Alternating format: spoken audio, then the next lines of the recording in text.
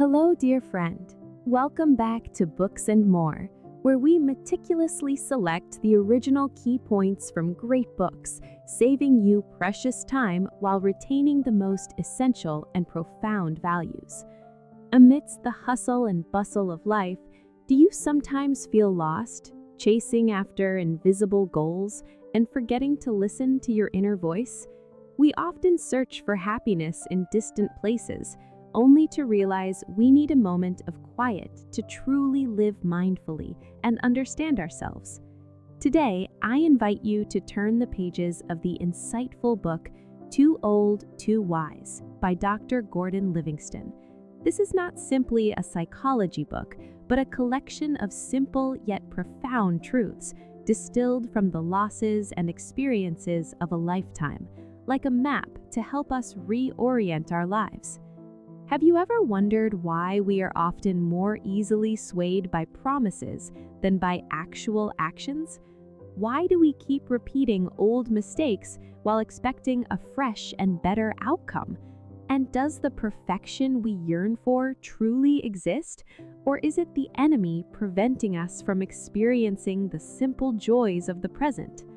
The journey of growing up is never easy, and we all carry within us wounds and unspoken sorrows. But you know what? It is precisely these stumbles and imperfections that create the true beauty of humanity within each of us. Hopefully, the following sharing will be like a companion, soothing your anxieties and giving you the courage to face reality with a brave and forgiving heart. Wishing you moments of peace and relaxation. Now, take a deep breath and let's begin exploring this special book with Books and More. Foreword. Heartfelt sharing from a fellow patient. The opening lines of this book are written by Elizabeth Edwards, a friend whose fate brought us together not in joyful celebration, but in the shared profound grief of parents who have lost a child.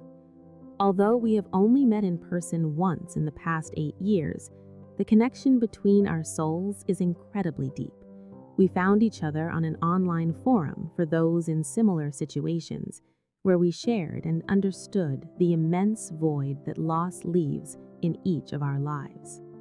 Elizabeth spoke with great respect about my role in her struggle through that dark period. To her, I was not just a psychologist, but also a trusted guide. She noticed that I never tried to offer empty platitudes or unrealistic promises of some medical or life miracle. Instead, I chose a practical approach, sometimes with harsh but necessary truths. I didn't judge or preach, but simply tried to illuminate her perspective so she could see herself and the world around her more clearly and find helpful steps for her life.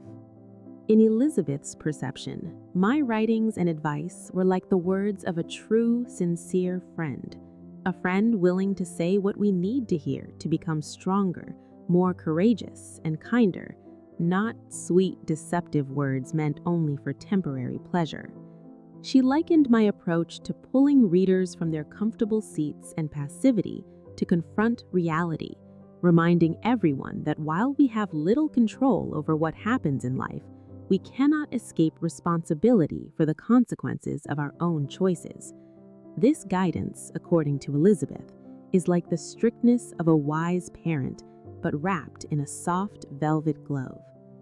Although we come from different backgrounds and sometimes disagree during debates, Elizabeth always appreciated my steadfastness and politeness in defending my opinions. She introduced this book to readers as an opportunity to access the realistic perspectives she has been fortunate enough to share over the years. Concluding her introduction, Elizabeth recalled a touching memory of my son, Andrew, 6 years old, who told me his last words on his deathbed that he loved his father's voice.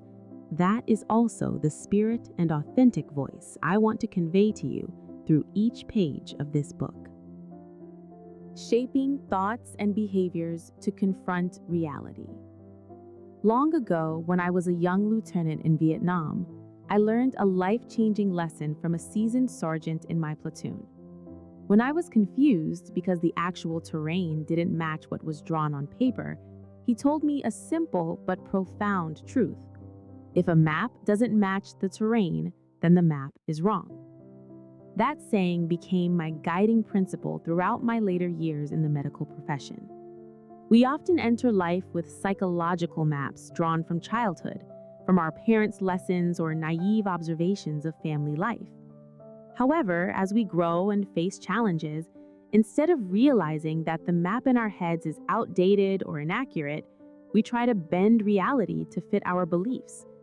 That is the source of so many tragedies, especially in love and marriage, where we often unknowingly repeat the unhappy patterns of our parents. I often see people come to me in despair, exhausted and hoping for a magic cure to dispel their sadness. But I always have to tell them the harsh truth. We are not what we think or what we feel, but what we do. Words and promises are often beautiful, but they are cheap and easily swept away. Only actions define who we truly are. Happiness is not a random gift or a state of absence of pain. It requires 3 core elements: having something to do, someone to love, and something to hope for. If you want to judge someone, don't listen to their promises. Look at how they have behaved in the past, because that is the most reliable predictor of the future. However, changing behavior is incredibly difficult because it's hard to erase something logically when it stems from irrationality. We often act on emotions and unconscious habits rather than reason. Consider couples who repeatedly complain and criticize each other every day. Even knowing that nagging when the other person comes home tired from work won't yield any positive results, they still do it. This is because we are trapped in unmet emotional needs and invisible debts from childhood. We often grow up feeling indebted to our parents and try to live to please them, or conversely, we remain immature and cling to our family roots instead of building independent lives. To change, we must accept an old but effective military rule. If something isn't working, question it and try something different. Looking back, many people tend to blame their parents or childhood traumas for their current misfortunes.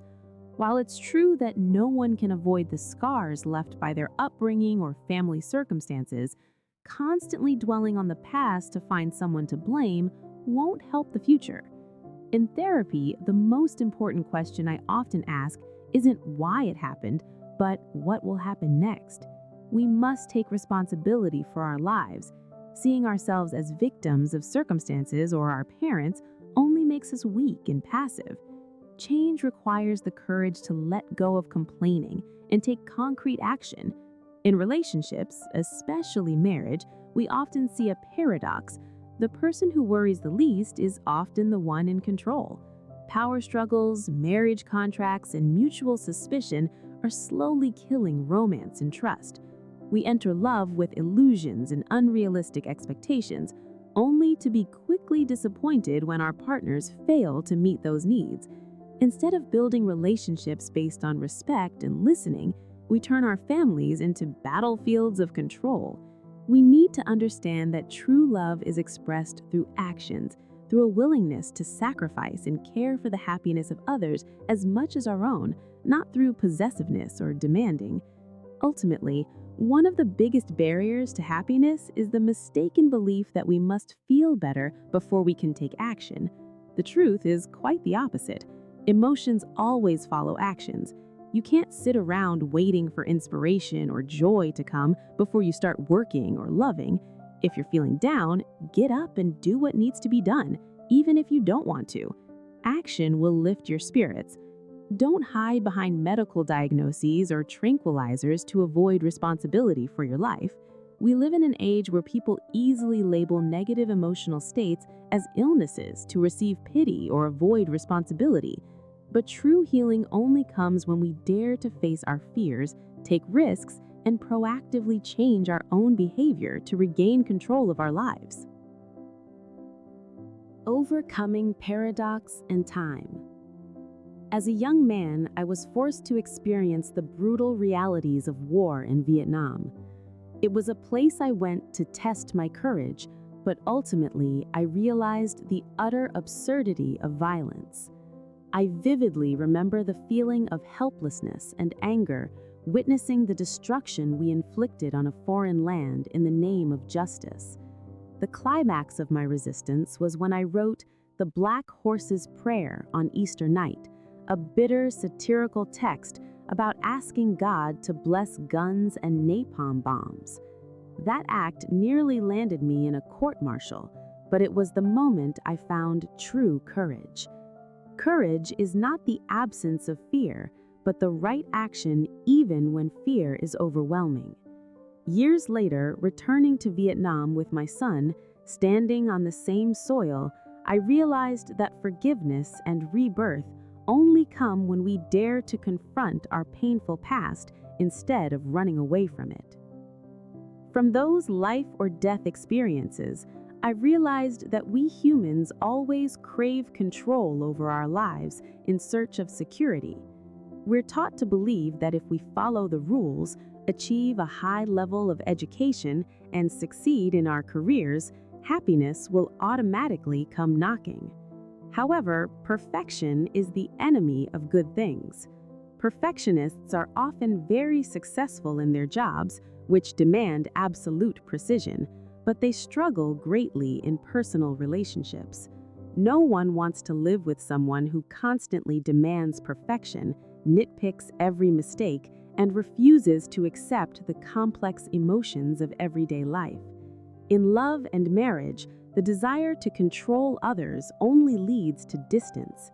To achieve true intimacy, sometimes we must learn to compromise and accept that this world, as well as our partner, is never as perfect as we expect. Life always presents us with two important questions: why and why not? When we look back at repeated mistakes, we often ask why to find the root cause in the past or blame circumstances. But when faced with an opportunity for change, the more important question is why not? This question requires a willingness to take risks. I often see middle-aged singles hesitant to seek new love for fear of rejection or hurt. They would rather choose safe solitude than risk their hearts again. But life is a gamble that we cannot avoid. Refusing to seize opportunities out of fear is an act of despair. Happiness always comes with risk, and accepting that risk is an act of courage. Another paradox I often contemplate is that our greatest strengths are often our greatest weaknesses. The qualities that help us succeed in one area may be disastrous in another. A man who is organized and decisive may be a good leader, but that rigidity can make family life stifling. Conversely, a woman who is emotional and spontaneous may bring joy, but lacks the necessary stability. We are often attracted to people with contrasting personalities to complement ourselves, but then that very difference becomes the source of conflict. We need to recognize that the qualities we pride ourselves on are sometimes the barriers to complete happiness, and change requires us to flexibly adjust our behavior to suit each role in life. Sadly, the safest prison is the one we build ourselves with our fears and self-imposed limitations. We often blame our parents, bad luck, or social circumstances for our failures. We wait for a miracle, a quick fix like winning the lottery to change our lives, instead of accepting that real change always happens slowly and requires persistent effort. I often meet people who talk eloquently about their plans for change, but their actions are no different from yesterday. We are what we do, not what we say or promise. To escape our own prison, we need to face reality, stop complaining, and start taking concrete steps, however small. Ultimately, as time passes, we must confront the challenges of old age. Society often glorifies youth and marginalizes the elderly, leaving them feeling useless. In response, many older people choose to complain about their health and loneliness as a way to attract attention, but this only widens the generational gap. I believe that the ultimate and noblest task of the elderly is not to become a burden or a source of pessimism, but to pass on hope to the next generation. Even with a weakening body, if they maintain an optimistic spirit, a sense of humor and concern for others, the elderly can still make a tremendous contribution. Aging is not for the cowardly. It is a struggle to preserve dignity and the joy of living until the very last moments. Courage in love and life. I often notice that desperate people tend to seek a safe haven, a place where they don't have to face new disappointments. But the truth is, happiness requires a high degree of risk-taking. We live in a society obsessed with safety. We buy insurance, buckle up, and install alarm systems. But we forget that to experience joy, we must accept the risk of being hurt. Pessimists often pride themselves on having a realistic outlook, but in reality, they are only trying to avoid life's shocks by keeping expectations to a minimum. I learned this painful lesson through my own family tragedy. When my son, Andrew, died by suicide after a long battle with illness, I understood that there is no absolute safety. Suicide is not just despair. It is an act of anger, a refusal to take responsibility for living. To continue living and seeking happiness after loss, we need the courage to hope, even knowing that hope might lead to disappointment once again. From my personal risk-taking, I reflect on humanity's greatest risk, love. The story of Adam and Eve leaving the Garden of Eden suggests that the connection between people is the reward for all earthly suffering. However, we often enter love with naive illusions.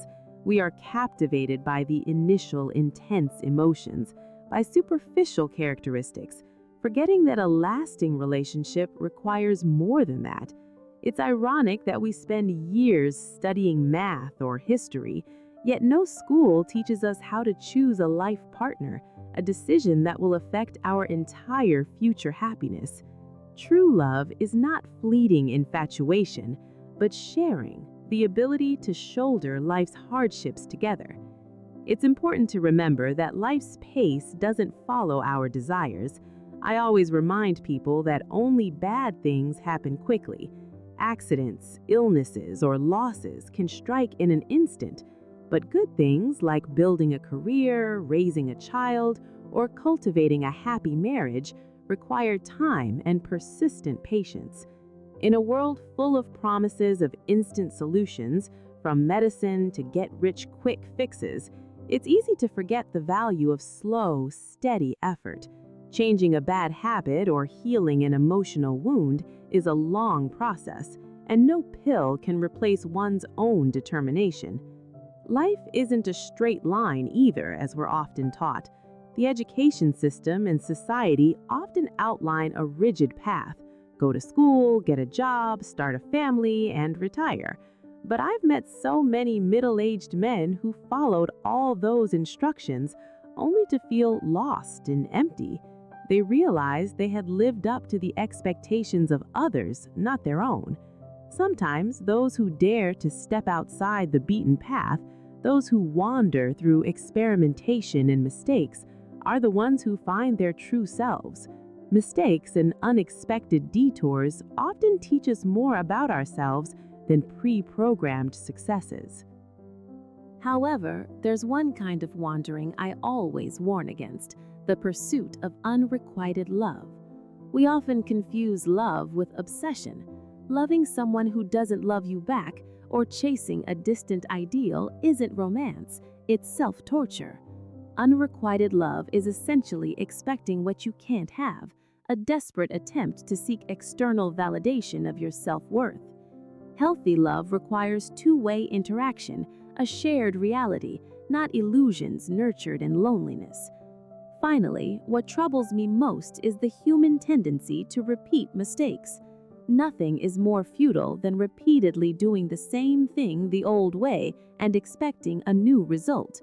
We often carry our habits, prejudices, and emotional reactions from the past into the present, only to be surprised when history repeats itself. Failed second marriages, persistent conflicts with children or partners, all often stem from our refusal to adapt our mental landscape to the real world. Instead of blaming fate or others, the most important question we need to ask is, does this approach work? If the answer is no, then it's time to stop and try a different approach, however difficult or unfamiliar it may be. Only when we dare to let go of old habits and accept responsibility for our actions can we break the vicious cycle and find a way to happiness. Truth, responsibility, and loss. At 43 years old, while attending a psychotherapy training course, a shocking truth completely overturned my self-perception. I was told I was adopted. For over 40 years, my parents had kept this a secret. Even my birth certificate was a fabricated lie. My feelings at the time were a chaotic mix of anger at being deceived and a sense of relief and curiosity about my true origins. Instead of wallowing in resentment, I decided to confront the truth and set out to find my biological parents. That journey led me to find my birth mother, learn about my deceased father, and meet my half-sister. While the story doesn't have a fairy tale ending, knowing the truth brought me peace. I realized that running away from the truth is futile, and understanding, however painful, is always better than living in false ignorance. My own origin story reinforced my belief that deception, especially self-deception, is a human tragedy. We often try to hide shameful behaviors or addictive habits with evasive explanations, presenting wrongdoings as chance or accident. But in reality, denying what we have done is a way to cripple the soul.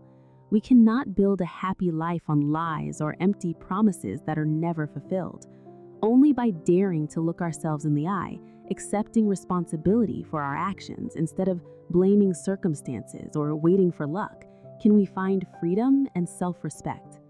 This lack of self-truth often leads us to false illusions in love and marriage.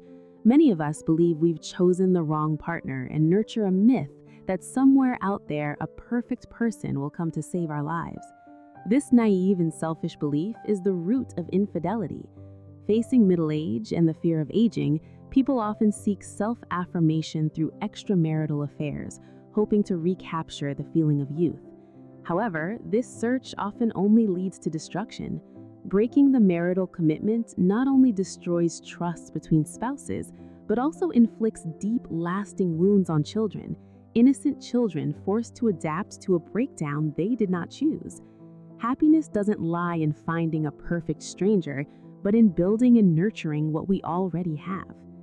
Life taught me the harshest lesson about loss when I witnessed the deaths of two of my sons within 13 months. One committed suicide and the youngest died of leukemia after a failed bone marrow transplant from myself. In the face of death, all illusions of control or the fairness of life vanished.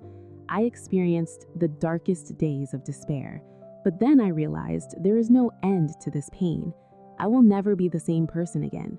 A part of my heart died with my sons. But miraculously, love never dies, even in death. That love transforms into memories and devotion, becoming the driving force for me to continue living and loving those who remain. Forgiving fate and my own limitations is the only way to overcome this pain. From those painful experiences, I reflected on how we treat each other daily and realized the futility of trying to control others. No one likes being told what to do, yet we often waste time criticizing and imposing our will on loved ones, especially our children. We think that strictness and constant guidance are necessary, but in reality, it often leads to resistance or passivity. Good relationships cannot flourish in an atmosphere of judgment. Instead of trying to mold others to our liking, reducing criticism and respecting each person's autonomy will create a more pleasant and happy living space for everyone. Finally, I want to address a subtle trap many fall into: using illness as a way to evade responsibility. Life is full of exhausting pressures and responsibilities, and sometimes illness becomes a legitimate license to allow us to rest and receive care. However, if we allow ourselves to slide into a victim mentality and become overly dependent on medicine or pity, we will lose our inner strength. The advantage of illness is that it temporarily relieves us of responsibility, but the price is freedom and the ability to take control of our lives. True mental health requires us to have the courage to choose to face difficulties instead of fleeing into a shell of weakness. It is the ability to take responsibility for our choices, whether in seeking the truth, confronting loss, or overcoming illness, that shapes our dignity and happiness. Forgiveness, hope, and healing. I often see parents brimming with pride on their children's graduation day, believing that this achievement is a direct reflection of their skillful parenting. However, this self-satisfaction is just as dangerous as the guilt that weighs heavily on those whose children have gone astray. We often overestimate our ability to control the formation of a child's character. The reality is that our children come into this world with unique personalities, and our task is not to sculpt a perfect statue to our liking, but to provide a loving and safe environment. Children have a keen sense of hypocrisy. They look at what we do rather than what we say. If we live in anxiety, they will learn to fear. If we live in hope, they will learn to trust in the future. The ultimate goal of parenting isn't to create obedient or exceptionally successful children, but to instill in them the belief that happiness can still exist in a world of uncertainty. That uncertain world is being stirred up by misguided fears. We live in a society obsessed with safety, where news reports and advertisements constantly bombard us with lurking dangers. We fear flying, kidnapping, rare natural disasters, yet we are indifferent to real dangers like cigarette smoke, obesity, or traffic accidents caused by reckless driving. This fear erodes trust between people, turning life into a struggle for survival instead of sharing.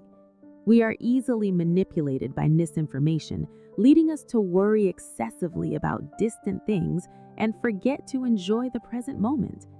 Instead of letting fear control us, we need realistic understanding to recognize the fragility of human life and courage to embrace fleeting but precious joys. When the present becomes overwhelming, we often tend to turn to the past as a sedative. We idealize the old days, believing that people were kinder and life easier then. But memory is an untruthful storyteller. It smooths out the painful edges and retains only the most peaceful. Clinging to a lost paradise makes us dissatisfied with the present and pessimistic about the future.